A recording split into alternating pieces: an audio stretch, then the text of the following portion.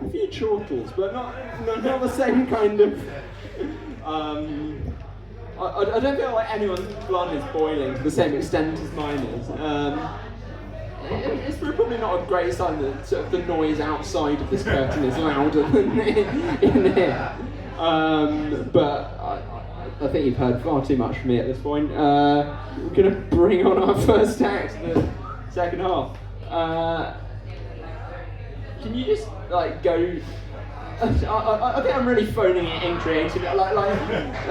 Lots of comedians will say something funny to get a sort of raucous reaction from the room. But can you just go crazy? For the very funny Mr. Louis Wilkinson.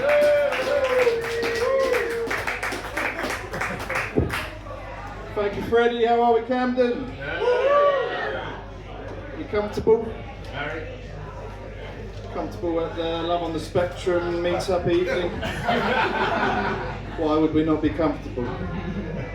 It's important to me, though, seriously, that we can all be comfortable being our true selves, and that I'm only part of gigs where we accept each other for who we really are. So, with that in mind, I'd just like to share with you all that I identify as a fat man. My pronouns are he, ate, it. Thank you. And my preferred name is Fatty Bomb Batty. Thank you very much for your support. Please be aware that I no longer answer to Fitty Bomb Bitty. It's been years since I looked like that. It's embarrassing now. I'm getting older now, it's tough getting old. I can't handle things like I used to. The party lifestyle and that. I had to learn that lesson the hard way New Year's Eve. Taken off to A&E.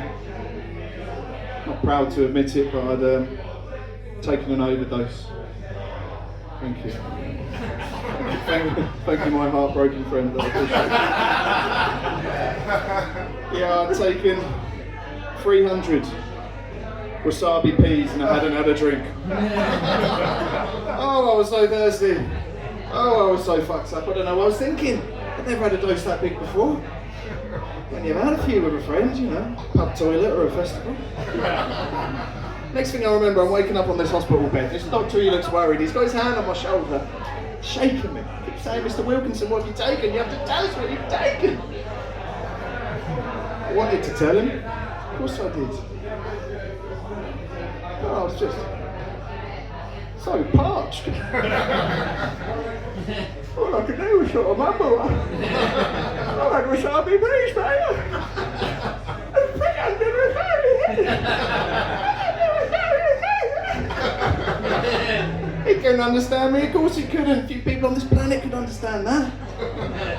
Or find it funny. Let's get a specialist in, Dr. Kawasaki. He knew what to do, he came in, he set up a bag of IV, 5-pint bag.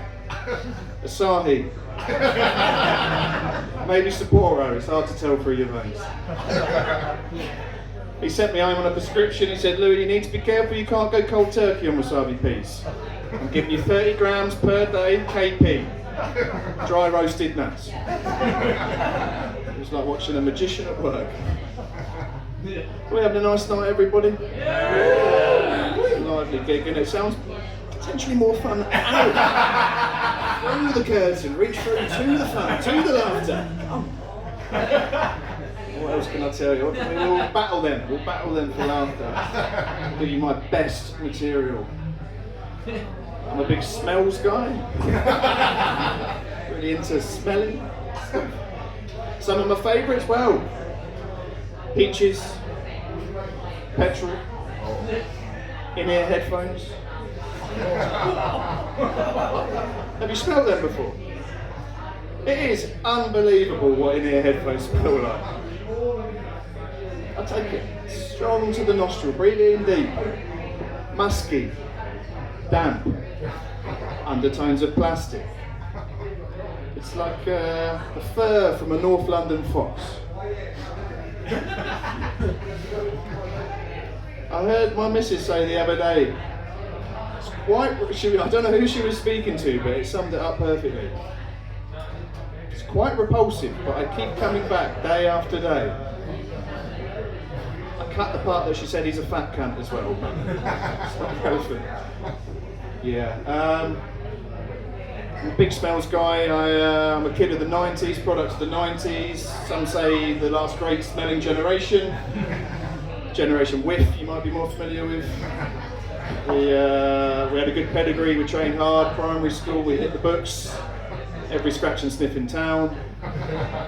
Secondary school, we moved on to the stronger stuff. We hit the smelly gel pens. Do you remember smelly gel pens? Has there been a time where young people have been more enthusiastic about fucking stationery since Victorian times than smelly gel pens? We trained hard at the back of the class, we were good. Me and the crew. The smelly crew. We could blind identify 30 smelly gel pens. Back to back, no problem. You might think that's easy, but I'm not just talking about smell with flavour. No, we could tell you to the closest borough which W.H. Smiths had sold that pen and the year of manufacture. Like all good things, they had to come to an end. I don't know if you guys remember it, but they started banning smelly gel pens. People started drinking them, spitting them. Two types of people, lads, let's be honest, lads doing that. Those trying to prove their worth, move up the pecking order, show how hard they are.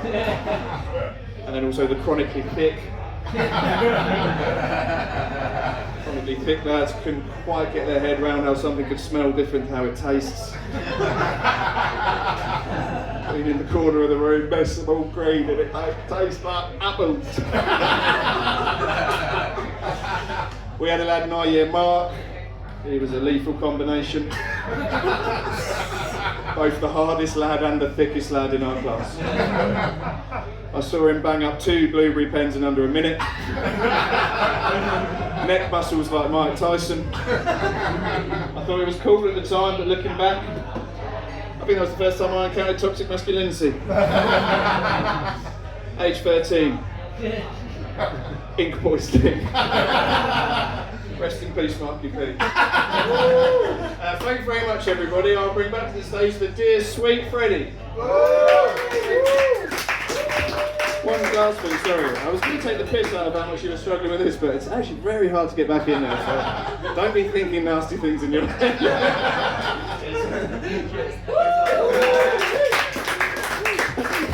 Once more for me. Yeah, well, that was